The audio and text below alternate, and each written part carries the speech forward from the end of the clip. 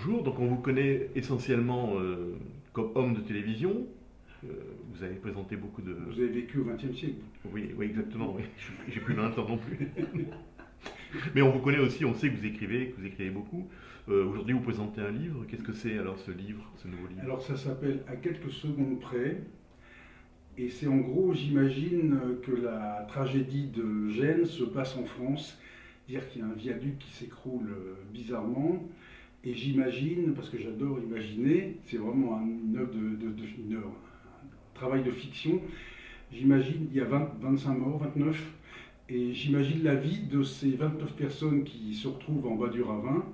Pourquoi? Moi, c'est quelque chose qui me travaille depuis très longtemps, c'est être au mauvais moment, au mauvais endroit. Ça, c'est l'idée du destin et du fatum, c'est un truc qui m'intéresse, m'interpelle.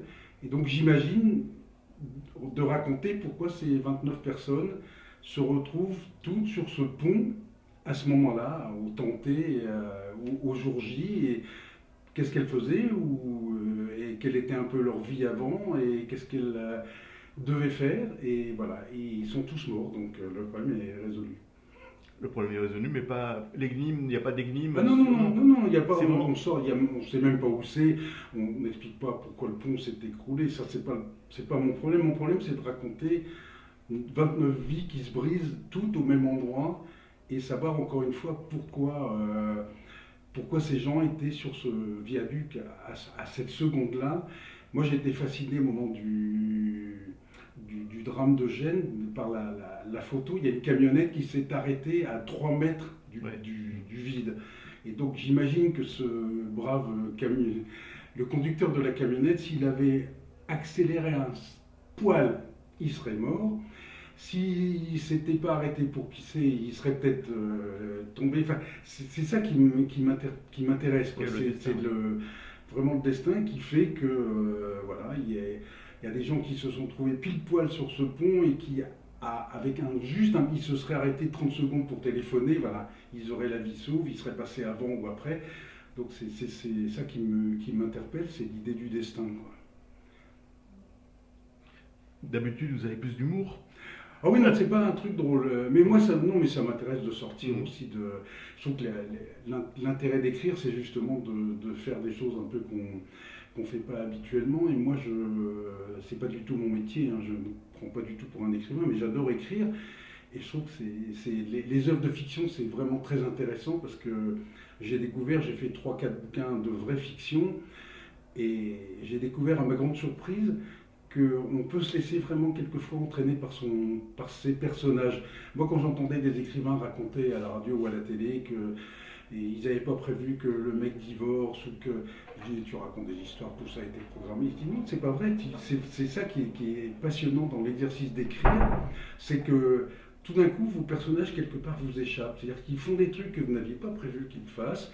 Et c'est ça qui est vraiment passionnant. Alors c'est réussi ou c'est pas réussi, ça c'est un autre problème, mais dans l'acte d'écrire, moi je dis toujours, c'est un plaisir solitaire formidable à l'écriture. Alors bon, c'est plus ou moins réussi. Il y a des jours où on écrit dans la souffrance, si on a un peu de lucidité.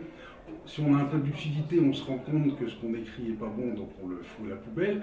Mais quand on sent que ça tient à peu près la route, encore une fois, c'est assez jouissif, ne serait-ce que pour ça. Après, si ça rencontre un public, comme on dit, tant mieux. Mais moi, c'est le, je prends mon pied devant mon ordinateur. Au tout début, j'écrivais au stylo bille sur une feuille, c'était un peu compliqué, point de vue logistique, parce que les moindres corrections, enfin, c'était un bordel pas possible.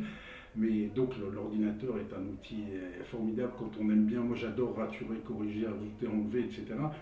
Mais c'est encore une fois, pour moi c'est une vraie jouissance, c'est de partir d'un point et puis on pas trop savoir où on va, quoi.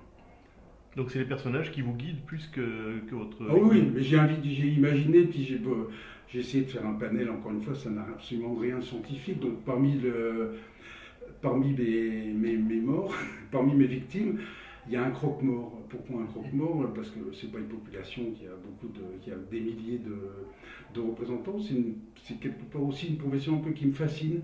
Des gens qui sont dans la mort toute la journée, c'est un truc qui me travaille. Donc je me suis un peu aussi renseigné. Enfin, j'ai travaillé pour et pas dire trop de bêtises sur le métier d'agent funéraire, comme on dit.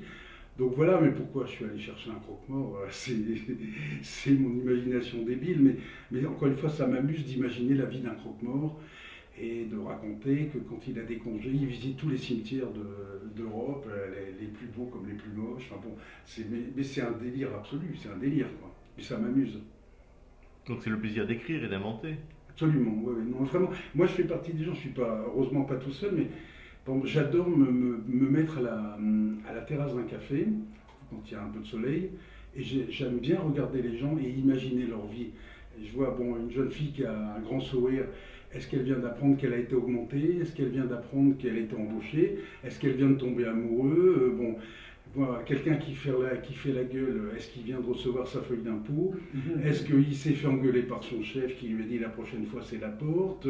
Est-ce qu'il s'est engueulé avec sa femme? Enfin, moi, ça me fascine de regarder les gens et d'imaginer leur vie, quoi, selon la façon dont ils sont habillés, comment ils se comportent, le sac, les courses qu'ils ont faites. Moi, mais c'est un pur délire. Mais je trouve ça rigolo de faire travailler sa tête et de partir comme ça dans des délires. Je suis sûr en plus que je me trompe totalement quand j'imagine la vie des passants. Je suis sûr qu'à 99%, je suis totalement à côté de la plaque, mais je m'en fous. Ça m'amuse, quoi. Par contre, alors le plaisir solitaire de l'écriture, à un moment donné, il faut qu'il se transcende pour que ce soit le plaisir de la lecture d'un maximum de personnes. Oui, oui, mais c'est vraiment deux choses différentes. Moi, en plus, j'ai la chance j'ai écrit une quinzaine de livres. J'ai la chance, j'avais un bon métier, donc honnêtement, j'attendais pas sur mes droits d'auteur pour nourrir mes chats, qui sont même mon principal poste de budget. Et donc ça, c'est déjà une vraie liberté, quoi. C'est-à-dire que quand je sors un bouquin, encore une fois, tout le plaisir a été de l'écrire. Je ne fais pas des prières à je ne sais quelle sainte pour que ça se vende. Si ça se vend, je suis vraiment content parce que bon, on travaille effectivement pour être lu, c'est plus satisfaisant, mais c'est pas ma démarche. Enfin, c'est pas mon angoisse, c'est pas du tout encore une fois, j'ai pris mon pied en l'écrivant, donc si après je procure du plaisir à des lecteurs, tant mieux. Mais encore une fois, surtout que c'est même un plaisir solidaire, pour reprendre l'image, et c'est par définition assez égoïste, quoi. Mais quand on est à peu près, enfin, quand on pense avoir fait quelque chose qui tient à peu près la route, on a déjà une satisfaction. Encore une fois, si après ça marche, comme on dit, tant mieux, mais les lois de la librairie sont tellement mystérieuses, il y a tellement de paramètres qui font qu'un livre marche ou marche pas, que tout ça est très, très bizarre. Moi, quand j'étais au journal télévisé, mon premier livre, donc j'avais un nom, quoi, comme on dit. J'ai envoyé mon premier manuscrit, vraiment je connaissais personne dans l'édition, j'ai envoyé par la poste, vraiment comme un anonyme, les manuscrits par courrier, et en relevant les adresses sur un annuaire, vraiment basiquement, quoi. Et j'ai envoyé une bonne dizaine d'éditeurs, et il y en a 6 ou 7, encore une fois j'avais une vague réputation, quoi. Et donc les éditeurs auraient pu se dire on va toujours l'éditer, on en vendra 2000, on rentrera dans nos frais, on fera un petit peu de publicité, quoi, un peu de promo.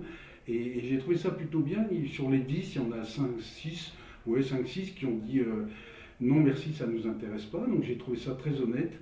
Il y en a 2-3 qui ont dit ça nous intéresse, mais on refait le premier tiers, on refait le deuxième tiers, on refait le troisième tiers. Donc j'ai dit non, parce que je savais que, enfin, il me plaisait tel qu'il était à peu près, hein, sauf corriger les virgules. Et il y en a un, c'est ça qui, là aussi, c'est les hasards, quoi. Il y en a un, c'est les éditions Plomb qui m'ont dit banco. Et ça m'a beaucoup plu parce que, bon, Plomb, c'était prestigieux, c'était l'éditeur de Gaulle, entre autres, quoi. Donc ça m'a fait marrer de publier mon premier livre chez le même éditeur que le général de Gaulle. Rien que ça me faisait rigoler, quoi. Je ne me souviens plus de la question, mais c'est pas grave. Mais c'est ça. Rappelez-moi votre nom.